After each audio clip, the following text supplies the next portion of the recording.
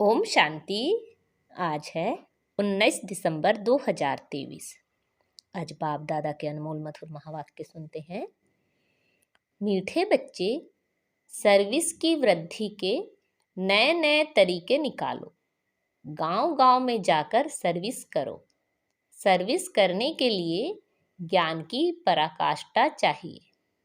आज की मुरली से प्रश्न है, बुद्धि से पुरानी दुनिया भूलती जाए, इसकी सहज युक्ति क्या है? उत्तर है, घर को घड़ी घड़ी याद करो। बुद्धि में रहे अब मृत्यु लोक से हिसाब किताब चुकतू कर अमरलोक जाना है। देह से भी बेगर, यह देह भी अपनी नहीं। ऐसा अभ्यास हो तो पुरानी दुनिया भूल जाएगी। इस पुरानी दुनिया में रहते अपनी परिपक्व अवस्था बनानी है। एक रस अवस्था के लिए मेहनत करनी है। आज मुरली में गीत बजा है, माता ओ माता। ओम शांति। जगत अम्बा की महिमा भारत में बहुत है। जगत अम्बा को भारतवासियों के सिवाय कोई भी जानते नहीं। नाम सुना है जिसको ईव अर्थात बीबी भी कहते हैं। अब तुम बच्चों की बुद्धि में है कि बीबी और मालिक के सिवाय रचना तो रची नहीं जा सकती। जरूर जगत अम्बा को प्रकट होना पड़े। जरूर थी तब तो गायन करते हैं। भारत की महिमा बहुत है। स्वर्ग भी कहते हैं और यह भी जानते हैं कि भारत ही प्राचीन था, इसलिए जरूर हेवन होना चाहिए। यह तुम ईश्वरीय संतान बिगर कोई समझ ना सके। जिन्होंने कल्प पहले समझा है वही आते रहेंगे। प्रदर्शनी चलती है, समझते हैं कल्प पहले भी की होगी। सबको समझाने के लिए अक्षर बहुत अच्छे हैं। पवित्र आत्मा, पवित्रता से तुम लाइट का ताज पाते हो। दूसरा पुण्य आत्मा उसको कहा जाता है जो दान पुण्य करते हैं। उसको अंग्रेजी में फिलैंथ्रोपिस्ट भी कहा जाता है। पवित्र को वाइसलेस कहेंगे। अलग अलग अक्षर हैं। भारत में दान पुण्य होता तो बहुत है, परंतु अक्सर करके दान करते हैं गुरुओं को। अब उन्हें पवित्र आत्मा तो भल कहें, परंतु पुण्य आत्मा नहीं कह सकते। वह दान पुण्य नहीं करते हैं, वह तो दान पुण्य लेते हैं। तो इन सबसे बुद्धि योग टूटकर बाप से जुट जाए। इसके लिए बाप को समझाना पड़ता है कि यह ठीक नहीं है। इन सब का उद्धार करने मैं आता हूँ। तुम ज्ञान सागर से निकली हुई ज्ञान गंगाएं हो। वास्तव में गंगा अक्षर राइट नहीं है, परंतु गायन चला आता है, इसलिए भेंट की जाती है। बाप आकर पुरानी दुनिया की पुरानी सब चीजों को नया बनाते हैं। स्वर्ग नई चीज है। नई चीज का समाचार बाप ही जानते हैं, दुनिया नहीं जानती। भगवान नुआज है, परंतु गीता में श्री कृष्ण का नाम डालने से सबका बुद्धि योग टूट गया है, इसलिए सर्वव्यापी कह दिया है। श्री कृष्ण के साथ बहुतों का बुद्धि योग है।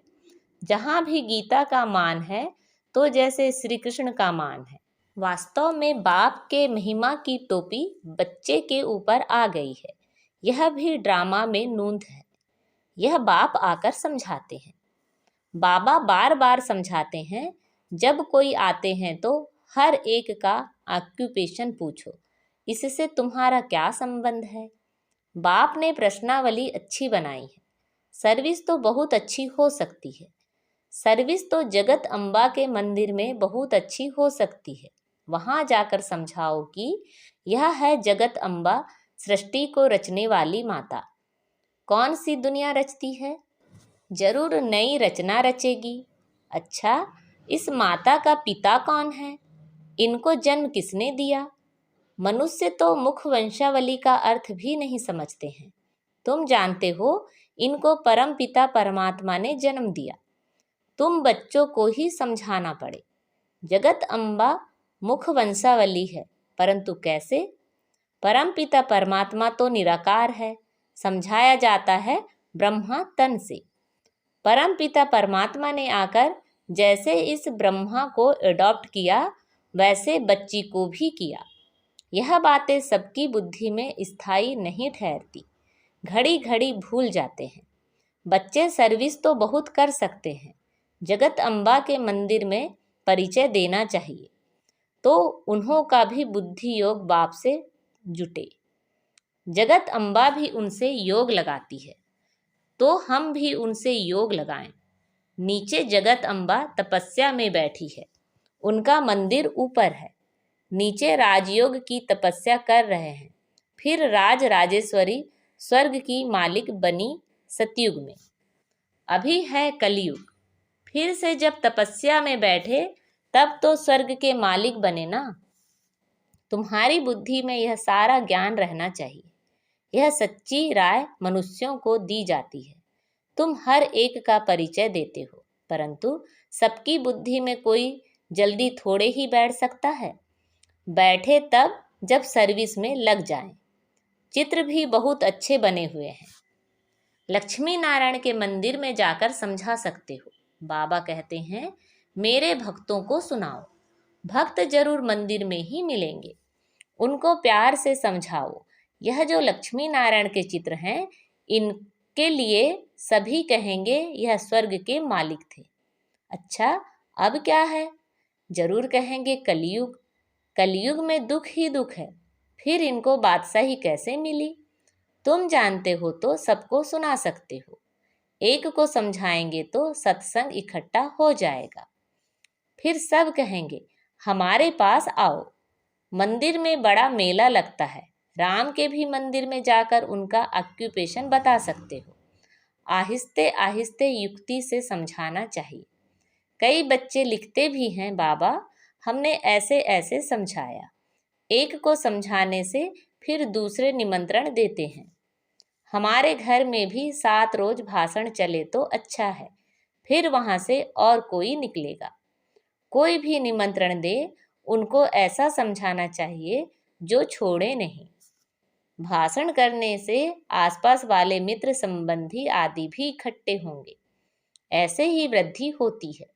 सेंटर पर इतने नहीं आ सकते हैं, यह अच्छी युक्ति है। ऐसी मेहनत करनी चाहिए। मेहनत करने का ढंग मुश्किल किसी को आता है, ज्ञान की पराकाष्ठा चाहिए। बाबा कितनी दूर से हमको सिखाने आया है। अगर सर्विस नहीं करेंगे तो उच्च पद कैसे पाएंगे? स्कूल में बच्चे बहुत अच्छे चमत्कारी होते हैं, उछलते रहते हैं। यह भी पढ़ाई है, यह वंडरफुल पढ़ाई है। इसमें बूढ़े जवान बच्चे सब पढ़ते हैं। गरीबों को और ही अच्छा चांस है। सन्यासी भी वास्तव में गरीब हैं। कितने बड़े बड़े धनवान मनुष्य अपने पास बुलाते हैं। सन्यासियों ने घर बार छोड़ा, बेघर हुए, कुछ भी उन्हों के पास नहीं है। तुम भी अभी बेघर हो, फिर प्रिंस बनते हो, वह भी बेघर हैं। इसमें पवित्रता की बात है। तुम्हारे पास और कुछ नहीं है। तुम देह को भी भूल जाते हो। देह सहित सब कुछ त्याग कर एक बाप के बनते हो। जितना एक बाप को याद करेंगे उतनी धारणा होगी। एक रस धारणा हो जाए, उसके लिए मेहनत चाहिए। हमको बाबा के पास जाना है, तो इस पुरानी दुनिया का ख्याल क्या रखें? जब तक परिपक्व अवस्था हो तब तक रहना इस पुरानी दुनिया, पुराने शरीर में है। अब तुम्हें गृहस्थ व्यवहार में रहकर पवित्र बनना है। इस मृत्यु लोक से हिसाब किताब चुकतू होता है। अब अमरलोक जाना है। घर को घड़ी घड़ी याद करने से पुरानी दुनिया भूलती जाएगी। बोलो, गीता में बाबा ने क्या कहा है? भगवान को बाबा कहा जाता है। निराकार बाबा कहते हैं मामे कम याद करो, योग अग्नि से तुम्हारे विकर्म विनाश होंगे। यह भगवान के महावाक्य हैं कि इस पुरानी दुनिया और पुरानी देह को भी छोड़ो। देही अभिमानी बनकर निरंतर बाबा को याद करो। भगवान है निराकार। आत्मा शरीर लेकर टॉकी बनती है। बाबा तो गर्भ से जन्म नहीं लेते, उनका नाम एक ही शिव है। ब्रह्मा विष्णु शंकर को अपना सूक्ष्म शरीर है। यह है ही निराकार परमपिता परमात्मा। फिर उनका नाम है शिव। वही ज्ञान का सागर है। ब्रह्मा विष्णु शंकर को रचता नहीं कहेंगे। रचयिता एक ही निराकार को कहा जाता है। वह फिर साकारी रचना कैसे रचे? तो ब्रह्मा द्वारा आकर समझाते हैं। श्री कृष्ण तो हो ना सके। ब्रह्मा के हाथ में ही वेद शास्त्र दिखाते हैं। गाया भी हुआ है ब्रह्मा द्वारा स्थापना। ब्रह्मा द्वारा सभी शास्त्रों का सार सुनाते हैं। निराकार सुनाते हैं साकार द्वारा। यह बातें अच्छी रीति धारण करनी पड़े। भगवान नुआच, मैं राजयोग सिखलाता हूँ। विनाश के पहले स्थापना भी जरूर चाहिए।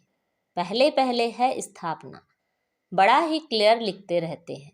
ब्रह्मा द्वारा सूर्यवंशी घराने की स्थापना।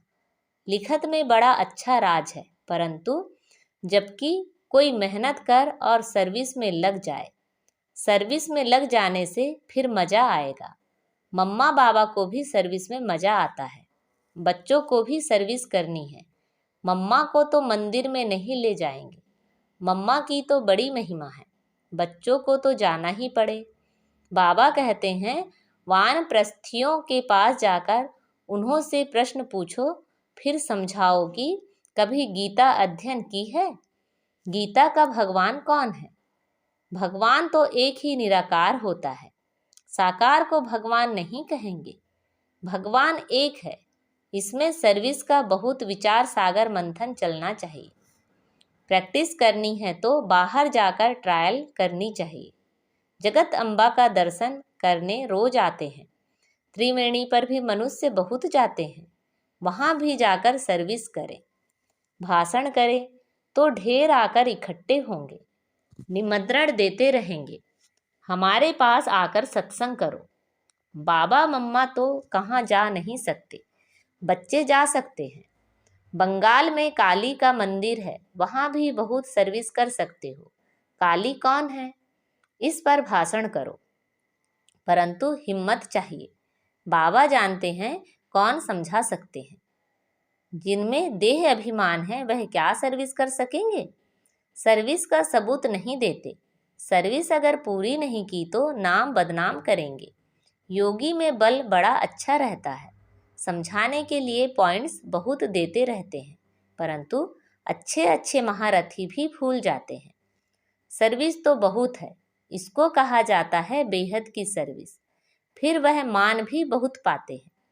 मुख्य है पवित्रता की बात। चलते चलते टूट पड़ते हैं। लौकिक बाप से कभी किसी को भी निश्चय नहीं टूटता। यहाँ बाबा के पास जन्म लेते हैं। ऐसे बाप को फिर घड़ी घड़ी भूल जाते हैं, क्योंकि विचित्र है। ऐसे बाप का चित्र नहीं है। बाप कहते हैं, मुझे याद करो और तुम पवित्र बनो तो मेरे पास आ जाएंगे। आत्मा समझती है हमने ही 84 जन्मों का पार्ट बजाया है। आत्मा में पार्ट नूंधा हुआ है। शरीर में थोड़े ही पार्ट है। इतनी छोटी सी आत्मा में कितना भारी पार्ट है। यह बुद्धि में कितना नशा रहना चाहिए। व्यवहार के साथ साथ यह सर्विस भी कर सकते हैं। माँ बाप तो कहाँ भी नहीं जाएंगे। बच्चे कहाँ भी जाकर सर्विस कर सकते हैं। बच्चों को ही लकी स्टार्स कहा जाता है। अच्छा, मीठे मीठे ज्ञान लकी सितारों को माता पिता बाप दादा का याद प्यार और गुड मॉर्निंग। रूहानी बाप की रूहानी बच्चों को नमस्ते। हम सब रूहानी बच्चों की रूहानी माता पिता बाप दादा को याद प्यार गुड मॉर्निंग और नमस्ते। आज धारणा के लिए मुख्य सार हैं। देह अभिमान छोड़ सर्विस करनी है। विचार सागर मंथन कर बेहद की सर्विस का सबूत देना है। इस मृत्यु लोक से पुराने सब हिसाब किताब चुकतू करने हैं। पुरानी देह और पुरानी दुनिया को बुद्धि से भूलते जाना है। आज बाबा ने हमें वरदान दिया है, एक की स्मृति द्वारा एक रस स्थिति बनाने वाले उच्च पद के अधिकारी भव। एक रस स्थिति बनाने के लिए सदा एक की स्मृति में स्थित रहो। अगर एक के बजाय दूसरा कोई भी याद आया तो एक रस के बजाय बहुरस स्थिति हो जाएगी। जिस समय और कोई रस आकर्षित करता है, उसी समय यदि आपका अंतिम समय आ जाए तो उच्च पद नहीं मिल सकता। इसलिए हर सेकंड अटेंशन रखो। सदैव एक का पाठ पक्का हो। एक बाप एक ही संगम का समय है और एक रस स्थिति में रहना है तो उच्च पद का अधिकार मिल जाएगा। आज का स्लोगन है, शुद्ध संकल्पों का भोजन स्वीकार करने वाले ही सच्चे सच्चे वैष्णव हैं। अच्छा, ओम शांति।